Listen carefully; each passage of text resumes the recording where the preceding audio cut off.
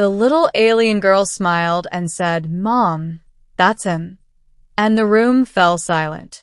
The room was silent, save for the soft hum of the spacecraft's life support systems.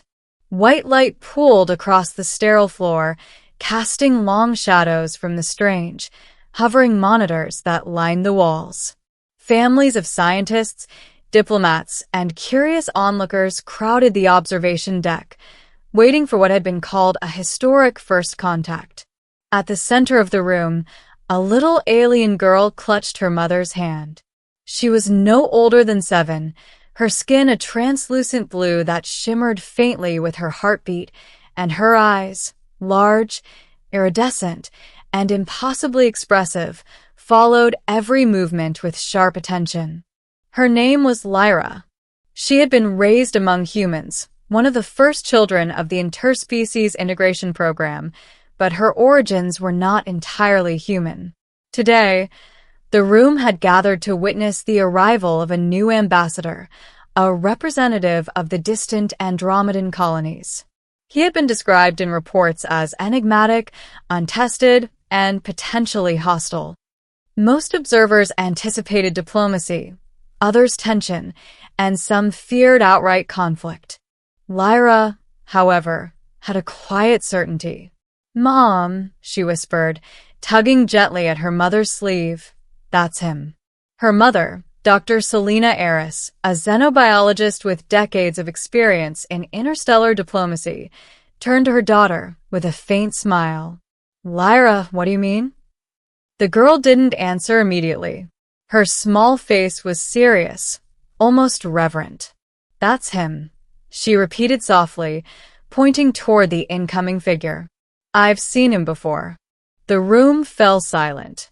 Every conversation ceased, and all eyes turned toward the open airlock at the far end of the chamber. The Andromedan ambassador stepped forward, and Lyra's gaze locked on him. She stepped away from her mother, her small hand rising instinctively as though acknowledging someone long lost. The man, or rather, the alien, paused mid-step. He was tall, nearly 8 feet in height, with a physique that was humanoid but stretched in elegant proportions. His skin shimmered like molten silver, and his eyes were deep pools of starlight that seemed to hold centuries of knowledge. He exhaled slowly, as if recognizing something he had been searching for across the cosmos. Lyra's words echoed through the chamber. "Mom, that's him." Gasps rippled through the crowd. No one had expected the child to speak first, much less to identify someone with such certainty. Whispers ran like wildfire. How could a child recognize an alien stranger? Could this be a prophecy? The ambassador froze, then knelt slightly to meet her gaze. Lyra, his voice was melodic, but the resonance carried weight beyond mere sound. It carried memory, recognition, and perhaps a fragment of regret. Dr. Aris stepped forward, unsure what to say. "Excuse me, do you two know each other?" Lyra shook her head, tears welling in her luminous eyes. "Not exactly," she said, "but I remember."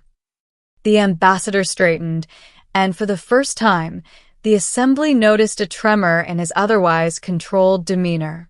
He extended a long, silver-fingered hand toward the girl, and she hesitated for a heartbeat before reaching out.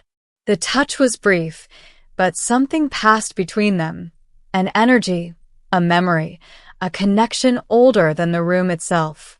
"Many of you may not understand this," the ambassador said, his voice carrying across the silent chamber. "But this child, she has seen me in a time before this one. She remembers what was lost, and perhaps what may yet be restored." The murmurs began again, but this time with awe rather than fear. Dr. Aris looked down at her daughter. "Lyra, you've never met him before?" The girl shook her head, biting her lower lip. "Not here," she said, "but in dreams. In stories my father told me long ago, before I even knew he existed." The revelation struck the room like a thunderclap. For decades, Humanity had speculated about the ancient travelers known as the Starborn, beings who had guided early interstellar civilizations before vanishing from recorded history. Most dismissed them as myth. And yet, here stood one among them, recognized not by scholars or scientists, but by a little girl who had never met him before. The ambassador spoke again, his voice softer now. Lyra, you carry memories that are not your own.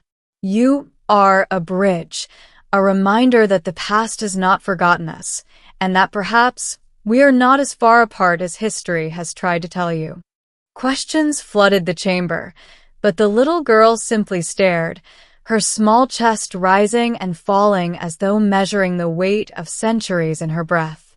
Then, softly, almost as if in a private conversation, she asked, "Why did you leave?" The ambassador's gaze drifted toward the distant stars beyond the observation window. "I had no choice," he said. "The council decided our guidance was too dangerous for mortal civilizations. We left to preserve balance, but not without consequences." Lyra's hand remained in his. "Mom says sometimes people forget the consequences until someone reminds them." The ambassador's eyes glimmered with an emotion almost foreign to the assembly. Regret, yes, but also hope. "Perhaps," he admitted, "and perhaps you are that reminder."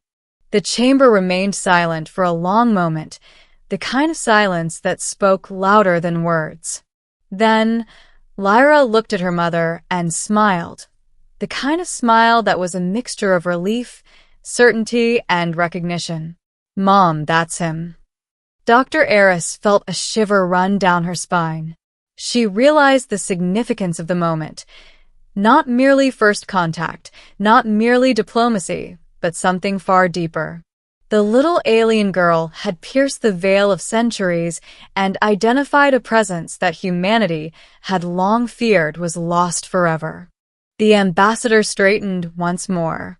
"There is much to explain," he said, turning to the assembly, "and even more to undo. But first, I need to see the worlds that remember me through the eyes of those who never knew me. Lyra, would you guide me?" The little girl nodded, and Dr. Eris followed, understanding that this was more than a ceremonial tour. It was the rekindling of trust, the bridging of two distant legacies. Over the next weeks, the ambassador and Lyra traveled across colonies, research stations, and orbital habitats. Everywhere they went, humans and aliens alike were struck by the uncanny bond between them, a bond that defied logic, age, and even space itself. Lyra could sense the ambassador's thoughts, his intentions, and sometimes even the memories he carried. And he, in turn, began to remember her as more than a child he had never met. She was a key, a link to the time before his departure, and perhaps a way to restore the balance lost so long ago. It was during a diplomatic assembly on the lush moon of Serine that the first challenge arose. A faction opposed to the ambassador's return, a coalition that had profited from Starborn absence, staged an attempt to capture him. Armed drones descended on the platform, firing with precision. Chaos erupted. Lyra, small but fearless, reacted instinctively. A surge of her alien energy emanated from her body, creating a protective barrier that deflected the attack and sent the drones tumbling into the air. The ambassador moved with calculated efficiency, but it was Lyra's intuition, honed by memory and instinct, that saved the assembly from disaster. When the last drone fell silent, the ambassador knelt to her level. "You are magnificent," he said, "and perhaps, more than I had hoped, humanity may still be ready to remember us." Lyra's eyes glimmered. "Mom says even the smallest hand can change the course of history." Dr. Eris smiled, tears brimming in her eyes. The little girl had not only recognized the ambassador, but she had proven that recognition could bring action, and that even a child could hold the weight of legacy. In the weeks that followed, Treaties were renegotiated, colonies were restored, and the ambassador began teaching the new generation about the history that had been almost forgotten. And at the center of it all was Lyra, the little girl who smiled, remembered, and spoke truths the galaxy had long ignored. One evening, as the twin suns of Serine set in shades of violet and gold, Lyra stood at the edge of the observation deck, hand in hand with her mother and the ambassador. "I understand now," she said softly. "You left because you had to, and I understand why you came back." The ambassador's eyes shimmered. "And what do you understand about yourself, Lyra?" She smiled, her iridescent eyes reflecting the fading light. "That even if the universe forgets, we don't have to. And that sometimes it only takes one small voice to remind everyone of what matters." The room fell silent, not in fear, but in reverence. And in that silence, the galaxy seemed to pause, as though it recognized that history, legacy, and the smallest hands could indeed reshape the cosmos. Lyra had spoken, and the universe at long last had listened.